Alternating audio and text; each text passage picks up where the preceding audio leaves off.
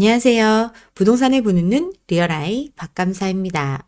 연휴에 보통 부동산 이야기들 많이 하는데 올해는 부동산 이야기보다 정치 이야기 많이 할 것 같습니다. 그렇지만 우리 부동산에 대한 관심 끝까지 가져가야 하겠죠?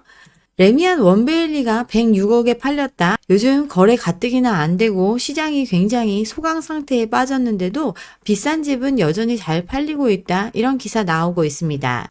약 5개월 전보다 33억 5천이나 오른 금액에 전용 133짜리 52평이죠. 부동산 침체기임에도 불구하고 똘똘한 한 채를 원하는 수요는 뚜렷하기 때문에 오를 곳은 오른다. 비싼 집은 계속 그 가격을 유지할 거다. 이런 기사 나오고 있습니다. 50억을 줘도 안 판다고 하죠. 원래는 팔려고 내놓았던 매물인데 똘똘한 한 채에 대한 수요 사그라들지 않고 좀만 버티면 더 큰 이익을 볼 수 있다라고 하니까 매물도 걷어들이고 사람들 버티기에 들어갔다. 이런 얘기 나오죠. 한남 4구역에 한강뷰 53평이랑 25평 두 채를 받을 수 있는 물건 나왔다가 시공사가 선정되고 난 후에 집주인이 마음을 바꿨다. 이런 얘기 들으면 정말 비싼 집들은 끝까지 올라가고 앞으로 살 기회가 없을 것처럼 여겨집니다. 이거 같은 경우 초기 투자금 30억이 있으면 50억은 벌 수 있다. 이런 매물인데 30억이 있는 사람이 드무니까 안 팔렸던 거겠죠. 이런 기사가 나오는 이유 여전히 팔아야 할 물건이 많기 때문입니다. 다음 달에 분양 물량 전국에서 14,000가구가 넘게 풀리죠. 이 중에 반포의 원페를라도 청약 접수에 들어갑니다. 지금 이 물량 기존보다 줄었다 이런 얘기 하지만 수도권 같은 경우는 물량이 90% 넘게 증가한 수준입니다. 방배동의 원페를라 482가구가 일반 분양 예정이죠. 지금 84 기준해서 25억 정도의 가격이 책정이 됐습니다.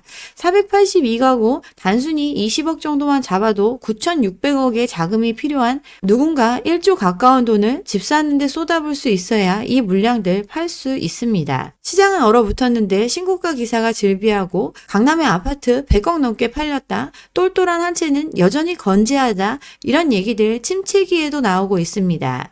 내 집 개발하면 100억은 갈 거니까 30억 투자해서 50억 벌 수 있는 물건 돈이 아쉬워서 팔려고 했다가 더 큰 이익을 볼 수 있다라고 하니까 일단 버텨보겠다. 이렇게 돌아서는 매물, 기존 매물을 잠그는 효과를 가져오고 기축의 공급을 자제시키는 효과가 나타납니다. 분양은 신축 매물을 공급하는 거죠. 분양은 계속되고 있어요. 근데 워낙 많은 물건을 한꺼번에 팔아야 하는 상황이니까 주변보다 현저히 싸다 그래야 사람들이 무리해서 살 거기 때문에 이런 작태 계속해서 시장에서 이루어졌습니다. 사람들이 무리해서 땡빛 끌어와서 집을 사줘야 이 물건들 팔 수 있는데 강남의 한 단지 다 팔려면 1조 원 가까운 돈이 필요하고 이거 말고도 다음 달에만 14,000가구 넘게 팔아야 할 물량이 쌓여 있다라는 것. 그렇기 때문에 이런 일은 계속될 수밖에 없어요.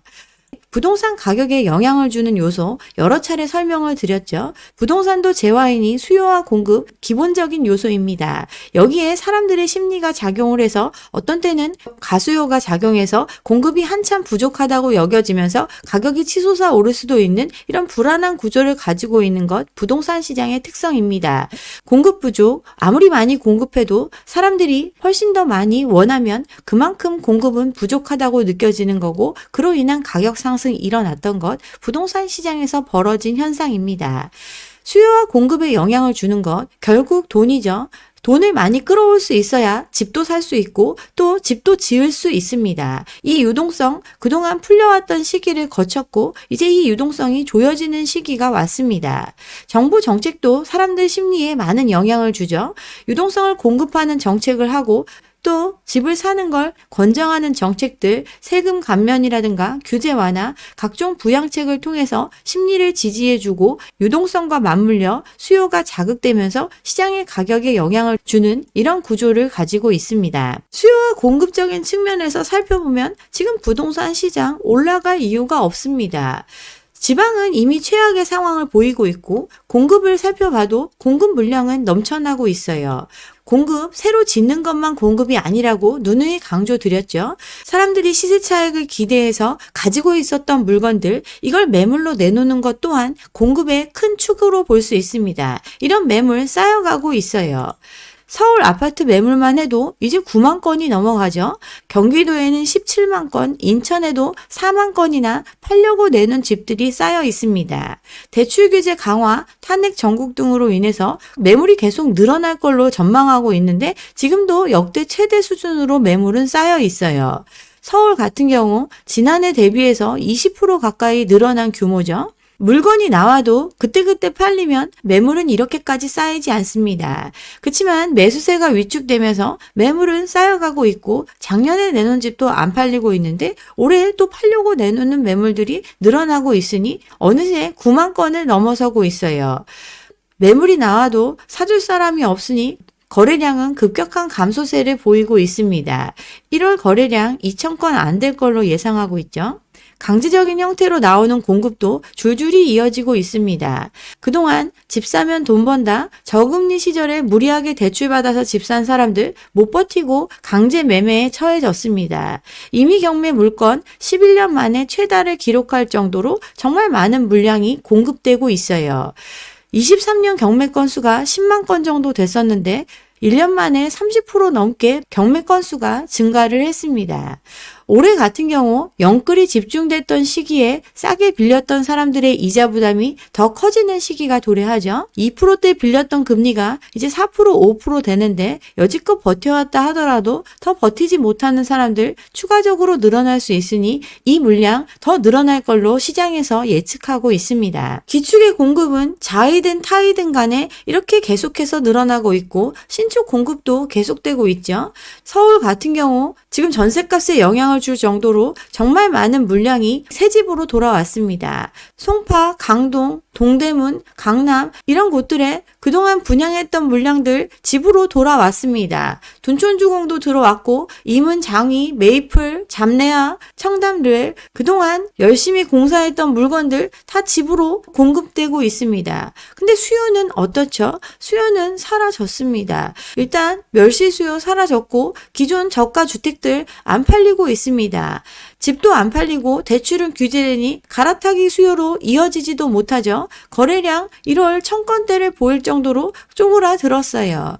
또 사람들의 심리마저 얼어붙었습니다. 탄핵 전국, 정치적인 상황, 경제적인 상황 이런 것들이 겹치면서 심리도 사그라들고 나니까 거래량 급감하고 수요가 사라진 시장이 됐습니다. 서울 아파트값 2년 만에 다시 내려가고 있죠. 거래량도 급감하고 있습니다. 평균 매매가가 내려온다는 건 그만큼 고가의 매매가 줄었다라는 분석 있습니다. 경기 침체로 인해서 갈아타기 수요도 위축되고 있는 것 현상으로 나타나고 있어요. 대출에 대한 규제 진작에 해야 됐지만 부동산 시장을 억지로 부양하느라 미루고 사람들 심리 자극하면서 거래량을 끌어올렸지만 결국엔 원점으로 돌아왔습니다. 평년 거래량보다 훨씬 낮은 수준으로 거래가 위축되고 있어요. 매매가 떨어지고 전세가도 떨어지고 있습니다. 그동안 다 돈 빌려가지고 유지해왔던 시장이니 돈줄이 막히니까 이런 현상 벌어지고 있습니다. 공급은 계속되고 있고 이 집에 살아줄 사람은 한계가 있죠. 그러니 팔리지도 않고 전세로 잔금 마련하려고 했었는데 이 전세 매물만 쌓여가고 있는 현상 벌어지고 있어요. 둔촌주공 이제 입주 시작한 지 2달이 됐습니다. 지난해 11월 기준에서 전세 매물 2,673건에서 지금 2,668건 0.2% 줄어들었습니다. 입주가 2달이나 진행이 됐지만 전세 물건은 계속해서 나오니까 줄어들지 않습니다. 동대문에도 대규모 공급이 있었죠. 여기 전세 매물 900건 가까이 됩니다. 지난해 9월, 10월에 400에서 500건 정도 있었는데 하반기 내내 쌓여가지고 900건 안팎의 매물이 쌓여 있어요. 이러니 전세값 약세를 보이고 있습니다. 신축이 이 모양이니 오래된 아파트들 전세입자 구하기 더 어려워지죠. 1억을 내려도 들어온다는 사람이 없고 사람들 한숨을 쉬고 있습니다. 대출 규제에 입주 물량 몰리니까 예전에 5억 받던 전세 3억 5천에 겨우겨우 나가고 이런 현상 구축 단지에서 벌어지고 있습니다. 수요 공급 측면에서 정리해보면 공급 이미 갖고 있는 집들 팔려고 내놓고 있고 강제적인 매매, 경매 물건은 쌓이고 신규 공급은 계속되고 있습니다. 공급은 계속 늘어나고 있죠. 수요는 대출 규제의 경기 침체로 인해서 사라졌습니다. 여기에 매매 수요로 참여할 수 있는 전세입자들 지금 전세값 떨어지고 있으니 매매 전환 심리 약화되고 있어요. 집이라는 거 현물입니다. 결국 누군가 살아줘야 의미가 있는데 살아줄 사람 그리고 그 가격을 지불할 수 있는 사람은 한정적이니 신축도 다 못 채우고 구축의 전세가 떨어지는 현상 벌어지죠. 수요는 줄고 공급은 늘어나면 가격은 내려올 수밖에 없습니다. 이 문제 달라지게 할 수 있는 것 사람들이 돈이 많아지면 되겠죠. 이 수급에 영향을 줄 수 있는 유동성 그럼 좋아질까요? 시중에 돈이 없습니다. 뭐 벌어야 또는 빌려줘야 돈을 펑펑 쓸 수 있는데 그렇지 않은 환경 맞습니다. 올해 경제 성장률 1.6%대 둔화될 거다라는 예상 나왔죠. 빚 부담 계속되고 처분은 안 되고 쓸 돈을 줄여가면서 버텨가고 있습니다. 수출이라도 잘 되고 월급이라도 많이 주면 모르겠는데 그런 걸 기대하기에 거시적인 경제 상황 암울합니다. 미국 트럼프 2기 이제 시작이 됐죠. 2기 행정부 정책이 내년 경제 성장률에 더 부정적인 영향을 끼칠 걸로 예상되고 있습니다. 2%대의 성장률 보일 걸로 예상했지만 다 전망치를 수정했죠. 기재부 1.8%, 글로벌 IB들 1.7%, 한국은행도 1.7% 이렇게 하향 조정했습니다. 그만큼 어디서 돈이 막 쏟아질 수 있는 환경 아닌 시장이고 유동성 측면에서 어려움을 겪을 수밖에 없습니다. 작년에도 성장률 2%도 안 됐고 올해 내년까지 1%대의 성장률을 예상하는 시장입니다. 침체된 상황 때문에 금리 정책 하고 있지만 실제 돈 구하려면 여전히 고금리를 적용받는 시장입니다. 고환율, 고유가에 물가는 잡히지 않고 이자에 대한 부담 여전히 큰 상황이니 가처분 소득의 급격한 감소 이루어지고 있어요. 기업들, 글로벌 경제 상황, 또 고환율의 상황 이런 것들로 인해서 여전히 어려움을 겪고 있고 빚을 내서 연명하고 있습니다. 정부, 가게든 기업이든 지원해 주느라 빚을 잔뜩 지고 있고 가게는 이미 예전부터 집 사느라 빚더미에 올라와 있어요. 경제 3주체 모두 빚의 한계 상황에 처해 있고 이런 상황에서 빚쟁이가 또 빚 얻는 거 굉장히 어렵죠. 신용 유동성의 한계 상황 처해 있습니다. 돈을 끌어올려고 해도 내올 수 없는 이런 암울한 상황이에요. 이런데 부동산 시장 상반기엔 어쩔 수 없지만 하반기 되면 좋아질 거다 이런 전망들이 나오고 있는데 7월 오히려 퍼펙트 스톰이 올 걸로 예상이 됩니다. 퍼펙트 스톰 의미 알고 계시죠? 개별적으로는 별로 위험하지 않은 현상이 동시에 발생하면서 엄청난 파괴력을 갖는 현상을 퍼펙트 스톰이라고 합니다. 여러 문제가 한꺼번에 한계 상황에 처하면서 그 영향력이 더욱 커지는 것, 이게 지금 우리가 앞두고 있는 상황입니다. 그동안 시장이 자연스럽게 꺼져야 할 걸 인위적으로 부양해 왔는데 그걸 멈출 수밖에 없는 상황이 왔죠. 둔촌주공일병 구하기라고 일컬어질 만큼 PF 시장의 자금 경색 문제, 또 부동산 시장의 경착륙 문제, 이 문제를 해결하기 위해 빚으로 온갖 부양 정책을 통해서 지탱해온 부동산 시장입니다. 근데 이제 이걸 주도했던 정부가 멈춰버렸어요. 부양해서 겨우겨우 끌어올렸던 걸 이제 계속 부추길 수 있는 주체가 사라졌습니다. 그동안 금융당국, 정치권 눈치 보느라 부채의 한계 상황임에도 불구하고 계속해서 돈 푸는 정책 막을 수가 없었는데 이제 소신껏 행동하고 있죠. 3단계 스트레스 DSR 예정대로 도입하기로 했습니다. 가계부채 관리에 대한 스탠스를 유지하겠다고 금융위원장 거듭 강조하고 있죠. 금융당국이 가장 최우선 과제로 꼽고 있는 건 가계부채 줄이기입니다. 지금 PF 시장 아작났고 지방 부동산 난리 났는데 여기에 대해서는 탄력적으로 협의해 나가겠다 이런 얘기 하지만 결국 전체적인 총량에 대한 규제 계속하겠다라는 의지를 밝혔습니다. 대출 대상과 심사는 은행 자율에 맡기는데 지금 강조하고 있는 건 은행의 건전성 문제입니다. 은행들 더 까다로울 수밖에 없고 돈을 빌려주라고 해서 다 빌려줄 수 있는 입장도 아닙니다. 50조 이상 정책금융 공급해서 시장 부양하겠다. 이거 국토부 생각인데 이것과 관련해서 금융당국 입장을 명확히 했죠. 가계대출 전체를 관리해야 되는 당국 입장에서는 속도를 관리해야 한다라고 설명을 했습니다. DSR 강화 기조 유지한다는 것, 즉 기존에 상환 능력 안 보고 빌려줬던 거 이걸 정상화시키는 길로 가겠다는 의지를 보이고 있어요. DSR 강화 기조 유지하고 현행 DSR 직접 규제에 적용받지 않는 대출에 대해서도 제도 보완을 통해서 관리하겠다 이런 입장을 밝혔습니다.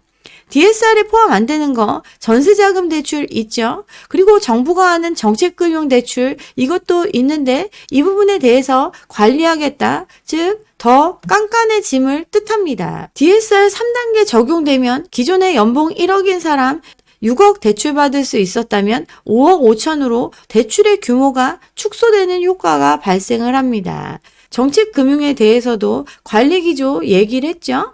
금감원장이 정부가 주도하는 서민금융상품에 대한 공급을 문제 삼는 것 굉장히 이례적이지만 이거에 대해서 경계해야 한다고 공식적으로 발언한 이유 결국 부채 문제입니다. 인위적인 부동산 시장의 부양, 정책대출이 다 했다 해도 과언이 아닌데 2년 사이에 정책대출 180%가 증가를 했습니다. 추가적인 정책대출 공급에 대해서 국토부와 이견을 보일 수밖에 없는 것, 지금 은행들 가계대출 줄여야 하는데 대부분의 가계대출이 정책대출을 통해서 발생을 했으니까 이걸 계속 권장하는 것에 대해서 제재하기 시작을 했습니다.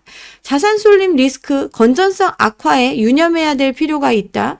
은행들 자체적으로도 대응할 수밖에 없는 그 지경이 됐습니다. 그동안은 정책대출이 가계부채 증가나 집값 상승의 주 원인이라는 지적에 대해서 별다른 입장을 안 보였었는데 이제 강력하게 부양책을 펴던 정부가 멈추는 상황이 되니 이제 자기 목소리를 내고 있습니다. 국토부가 55조 원 이 정도 정책대출 공급해야 된다 이런 얘기하고 있지만 가계부채 관리를 위해서는 그만큼 못하겠다 이런 얘기 하는 거죠.